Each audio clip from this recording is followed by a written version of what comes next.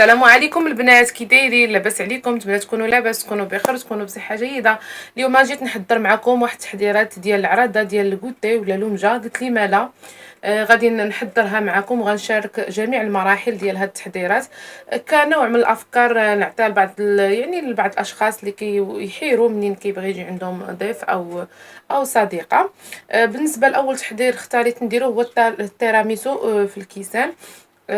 سبقته هو الاول حيت غادي يحتاج يدخل الثلاجه وغيبرد، وهو كتعرفوا كل ما برد يعني كيجي احسن فاحسن. بالنسبه للكريمه غندير كريمه مختلفه تمام الاختلاف على الكريمه اللي درت في التيراميسو السابق. اول حاجه غنحضر بعدا الكريمه غادي نحتاج الكريم فريش الرابعه. ديما انا كنستعمل زعما هذا العبار.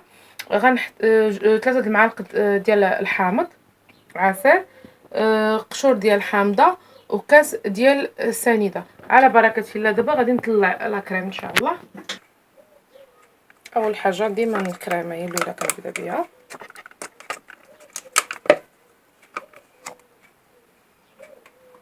وكيف العاده غنطلعها شويه بعدا.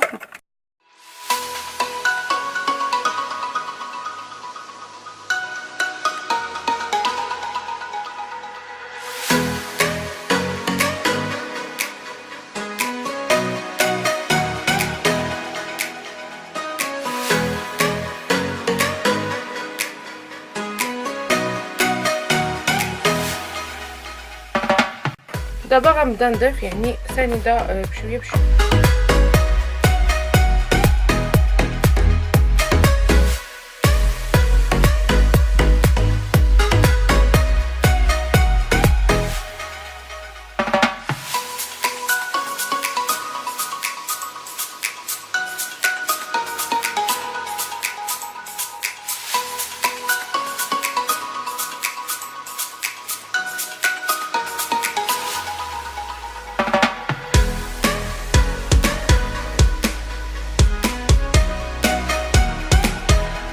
عاد غنضيف عصير الحامض شويه بشويه وانا كنضرب.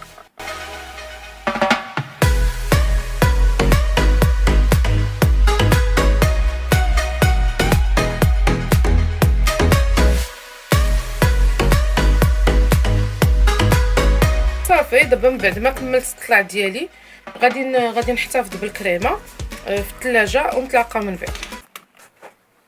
بعد دابا ما طلعت لا كريم. دابا جبت يعني عندي بسكويت ديال التيراميسو، وعندي القهوه سريعه الذوبان درتها مع الماء سخون، وعندي البنان، وهنا عندي هاد الكيسان انا اللي غادي نستعمل. اول حاجه كنقوم بها باش نسهل عليه الخدمه كنبزك بعدا البيمو وكنحطو في الكيسان بهذا الشكل. كنفزقوه غير من التحت باش تسهل عليه الخدمه. يعني غنصايب البيمو في الكيسان كاملين، غتسهل علينا الخدمه الاحسن.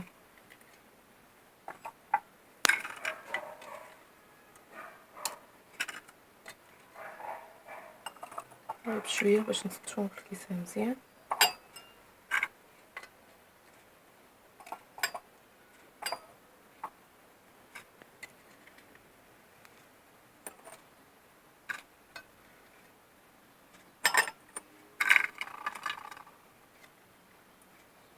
صراحه التيراميسو في الكيسان تيجي يعني واحد الشكل زوين وراقي بزاف. دابا بالنسبه لهم انا ساليتهم. دابا نجيب الكريمه غنديرها في الكاس.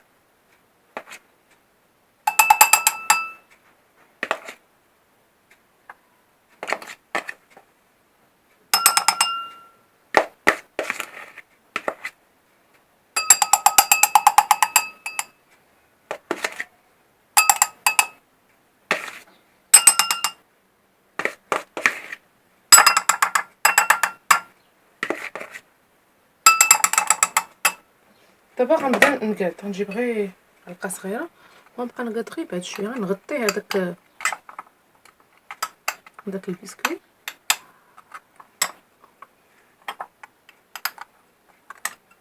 بهذا الشكل.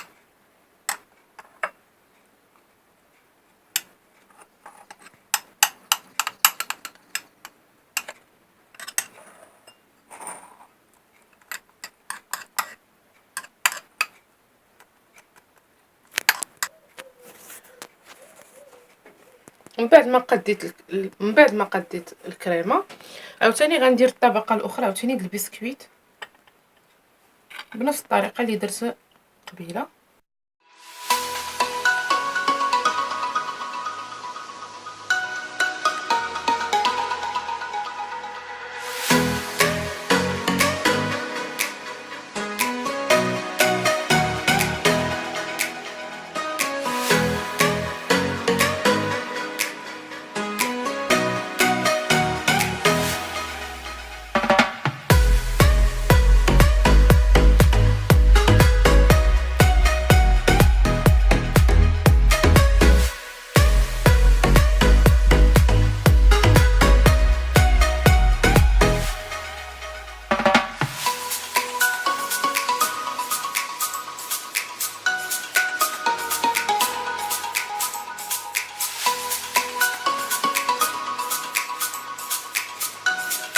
صافي دابا عاوتاني غادي نستمر باش وضع الكريمه وغنقادو ونتلاقاو من بعد ما قديت الكريمه في الكيسان. دابا غادي نضيف ليها البنان،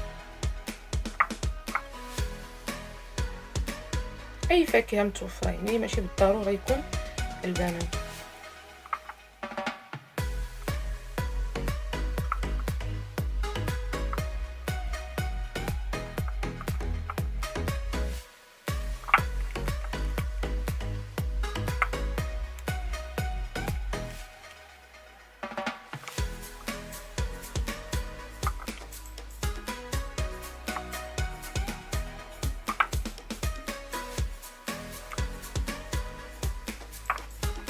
ونغطيه ثاني بما تبقى من الكريمه.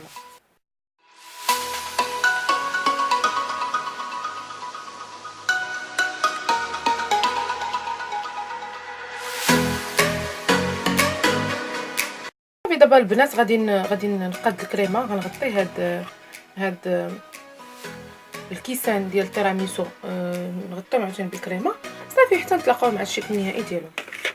بالنسبه للتتمه ديال التحضيرات دابا غندير واحد الكيكه اللي عاديه غنديرها غير بالليمون والحامض تتجي صراحه زوينه وغندير لها واحد الصوص غادي تعجبكم واعره بزاف اللي داقه يعني كتعجبو هذيك لاصوص وكيسولني عليها. بالنسبه للمقادير يعني بسيطه جدا. غنحتاج هنايا 3 ساشيات ديال الخميره ديال الحلوه حيت عندي المول كبير. غنحتاج واحد القشور ديال الحامضه، دانون ديال البنان، طحين ديما كنقول لكم على حسب الخليط، معلقه ديال الحامض، كاس ديال سنيده، الليمون ما بغيتش نكثر سنيده حيت غيكون لاصوص بلاش منه، وكاين دانون، 4 ديال البيضات وكاس ديال الزيت. بسم الله. دابا انا كما كندير يعني كنسربي القضيه ديالي انني كندير هادشي كله في الخلاط الكهربائي من غير الخميره او الطحين. تلاقاو من بعد ما خلطت كلشي في الخلاط الكهربائي. دابا غنضيف الطحين. وانا كنخلط ديما كنقول لكم الطحين على حسب الخليط.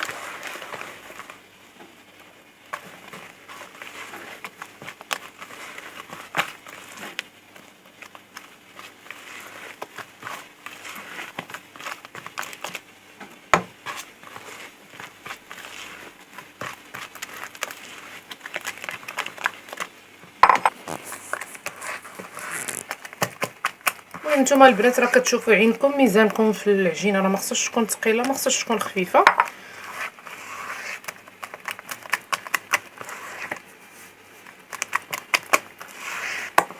صافي دابا هكا يعني كافيه. غنخدمها دابا شويه بيديا غير بشويه باش يذوب لينا داك قاشنا دوك الحبيبات ديال الطحين غير بشويه باش ما يتناثرش لينا الخليط. دابا غادي نضيف الخميره. ديما الخميره هي الاخرى كتكون عندنا الكيكه.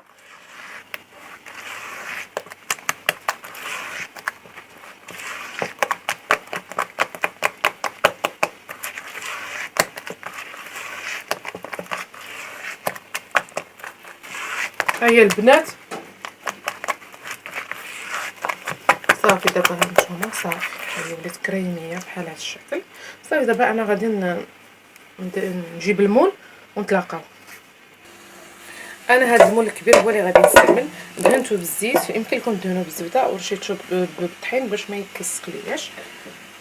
دابا غادي نخلط الخليط هكا بطريقه متساويه.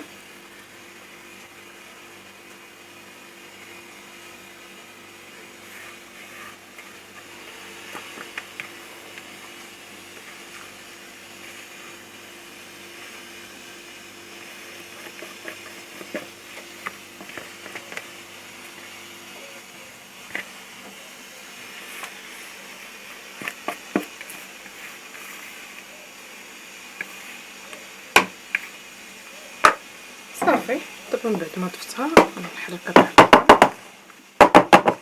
صافي كديتها. دابا البنات غندخلها للفرن اللي درتو تيسخن. غنخليها كتاخد ليا 20 دقيقه حتى 30 دقيقه. من بعد ما طبت الكيكه ديالي راه خليتها تبرد. دابا غنوجد لها هاد لاصوص اللي كتجي رائعه جدا.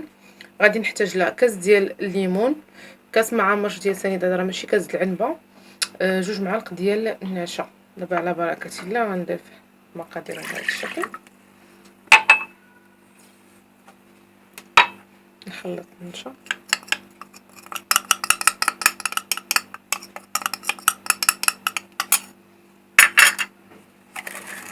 غادي ناخذ هذا الشكل.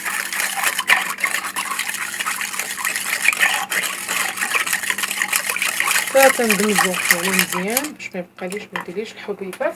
دابا غنديرها البنات على النار. دابا ملي كنديرو على النار كنقص البوطه وكنستمر في التحريك حتى كيغلى. عاد كنستمر في التحريك. دابا غنخليه غادي مجهده ليه شويه النار باش يغلي علينا. صافي كنحركو باش تذوب داك السكر السنيده. من بعد ما خليتو على النار ها هو صافي. دابا وجد لينا لاصوص ديالنا راه هو موجود، يعني ملي كيعقد صافي راه كيوجد. دابا هي الكيكه ديالنا من بعد ما وجدات لينا. دابا غادي نضيفو لها يعني هاد الشكل.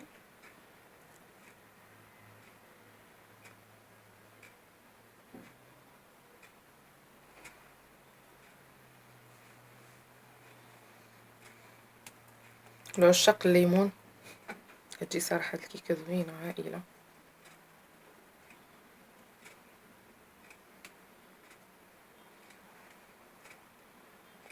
صافي كنخليوها غتقطر في الجوانب ماشي مشكل، وغنتلاقاو باش نشوفوا الشكل النهائي ديالها. دابا عاوتاني غادي غنحضر شويه ديال المسمن ولا الرغايف. غنحضرهم. درت شويه ديال السميده ودرت شويه ديال القمح غربلته وشويه ديال الفورص شويه ديال الخميره ديال الحلوه ودرت شويه ديال الملحه ومعلقه ديال سنيده والماء. غنحتاجو الماء دافي. راه هذا يعني مفيته مصايبه معكم. هذا انا ما غاديش ناخذ فيه الوقت، ما غندير لكم والو، غير غنخفف ليه العجينه. نخفف ليه العجينه ونجمعو صافي.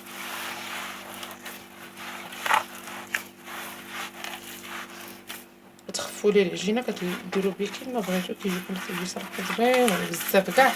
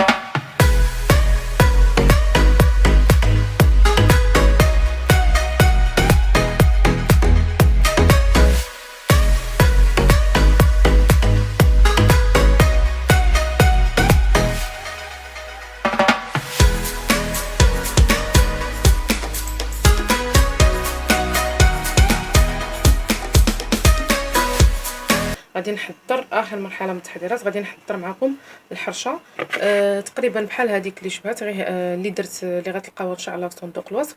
غير هذه ما غنديرلاش الخميره ديال الحلوه، ما غنديرلاش زيت البلديه، غنديرها تماما بحال ديال الزنقه. باعتبار الصديقه ديالي اللي غتجي عندي اليوم من عشاق شي حاجه سميتها الحرشه، وقلت لي مالا نصايبها لها هذا النهار. بسم الله السميده. ونحتاج الخميره د الحلوه غير نص ساشيه، اي معلقه صغيره. غنحتاج الزيت النباتيه اللي غنبلبل فيها هاد السميده ديالنا بهذا الشكل.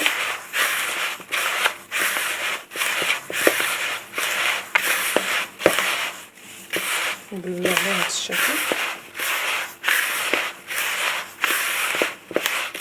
البنات واحد الحاجه نسيتها هي الملحه الاساسيه ديال الوصفه، سمحوا لي.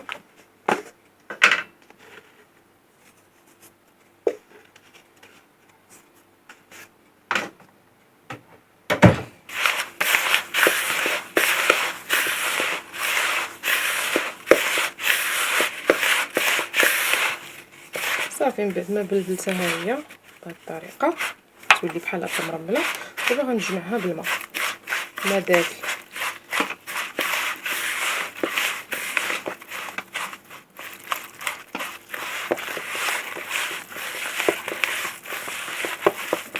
السميده راه كتشرب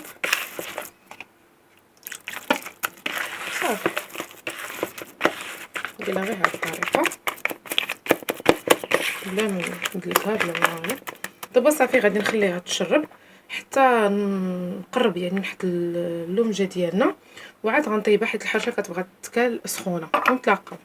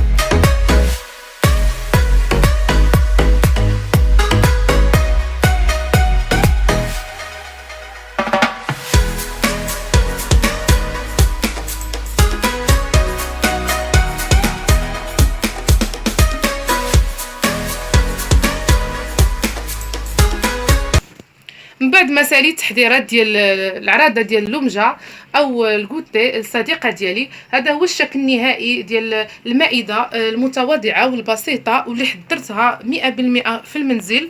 يعني حتى حاجه ما شريتها من الدار احسن. ديما كنقول لكم ان الحاجه ديال الدار احسن 100% ديال الزنقه. اللي قدر واللي ما قدرش راه كيلجا للزنقه يشري الحاجه ديال الزنقه.